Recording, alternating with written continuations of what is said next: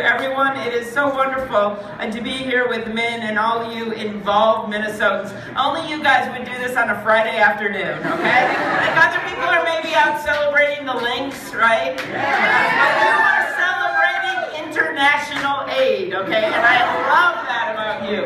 I'm proud to be here with my good friend, Congressman Keith Ellison, who is such a leader across the country, and also, of course, our friend from Senator Franken's office is here. Al couldn't be here. He actually called me this afternoon, so he is working hard. And then, of course, Congressman Emmer. We are a bipartisan group.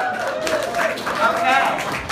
So I thought I would remind all of you, it's pretty funny, now we have people like ourselves that do look around the world and care about what's going on overseas.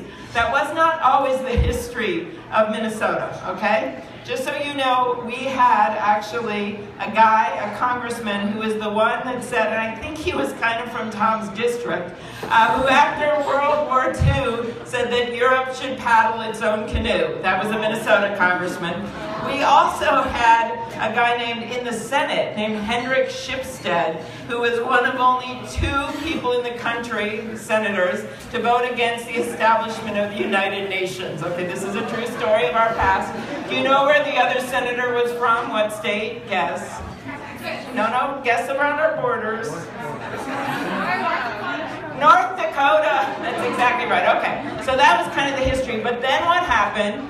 And that's what's so interesting is so many of you working nonprofit side, but also with major businesses, is our business community changed, right? They started to do work internationally. We opened up the St. Lawrence Seaway, and in keeping with that, and we also had a lot of churches and synagogue missionary people that went overseas. And at the same time, we started electing people like Hubert Humphrey and Eugene McCarthy and Walter Mondale, who you heard from today. On the Republican side, Bill Frenzel, who was such an advocate for human rights, and Rudy Boswich, who did so much to bring Ethiopian Jews to Israel.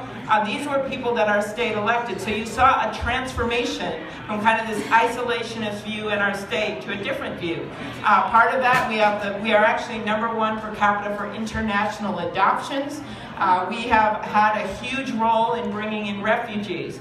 And as I said last year, David Ignatius of the Washington Post wrote an article called Heartland Internationalism. And I was quoted in the article, and I said that in Minnesota we tried to not just tolerate internationalism, but instead embrace internationalism. And that's what your group is all about. I think a lot of people, when they focus on internationalism right now, they understandably look at the military side of it. That is important. They look at the economic side of it. Many people in the room know how important trade is to our country.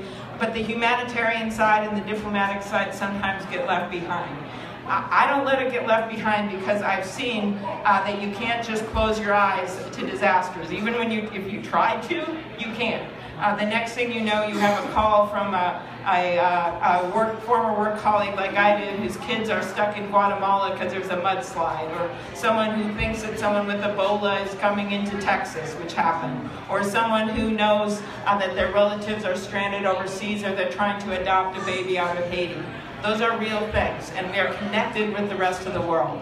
And I think one of the big success stories that we've seen is Americans, and especially younger Americans, are viewing this differently. I lead the bill to lift the embargo in Cuba, and Tom is leading the bill in the House of Representatives. We figure 55 years of a failed policy might be enough. Most of you weren't born then. And when you meet the people of Cuba, you go around there, and everywhere this date is written on. It's December 17th. And I remember I thought, oh, that must be like Castro's birthday. Well, you know what the day was? It's the day that President Obama announced he wanted to open relations with Cuba. And that is because the people of this country are way ahead of the government. And that is just one example where if we want to change human rights there, we're going to have to change our relationship with Cuba. Another example is the work that's being done in Africa. I went there last August on the first all-women senators trip. We focused on women in agriculture. I saw the great work that Land O'Lakes and General Mills and Cargill was doing. But I will never forget visiting a woman 2 hours out in a Jeep. And she had this little plot of land. She was a widow. She had 2 children. She was growing tough. And we looked at the situation. It was so sad, this little hut. And we said, well, what are your biggest challenges? This is a woman that walked 2.5 hours every day, round trip, to get water, right? So we said, what are your biggest challenges? And she said, challenges? I don't have challenges. And she pointed to the only thing on the wall of this hut, which was a Gates Foundation, a leadership chart, and it showed she was in the middle and had responsibility of looking at all the huts around her to make sure that the women were getting their child care, and that they had a hygienic situation, and they had little stars on, and she said, challenges? I don't have challenges. I am a leader. That's what she said. So if you ever wonder about what aid does and what Americans' involvement does for our country and those people, it's that. And I will end with not a happy ending, but a challenge. And that is the work that still needs to be done on immigration and on refugees. We are a state of refugees, right? You look at the fact that we have had so many refugee communities from the Hmong to the Liberian to the Somali that are so integrated into our communities. And we have another challenge going on, and we know we can't be the only one that solves it, right? We know that the countries in the world have to work together to fix the situation in Syria, but we also know that there are people flooding over in life rafts designed for 8 people, 50 on those rafts, speedboats run by smugglers with people that will do anything, giving up their whole lives just to come to a place of freedom. And you know what happens when the Greek Coast Guard gets those smugglers? I saw a video of it. The smugglers throw the children overboard. They throw the children overboard because then the Coast Guard will go to rescue the children so the smugglers can get away. That is what we're dealing with. And so my hope is that we not only come to some kind of a solution in Syria that works for the people of that country and transition out of the man that's there in charge now, Assad, but that we also find it in our hearts to take in these refugees.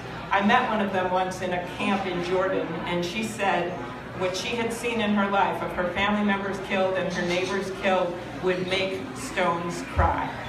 That is what these people are seeing and living every day, yet most of them are very educated. They are people we would welcome in our community, and despite all the rhetoric that we hear on the news, we know that we are a bigger place than that and a bigger country than that. So thank you for your devotion to civility, to dignity, and to treating people fairly all around the world. Thank you.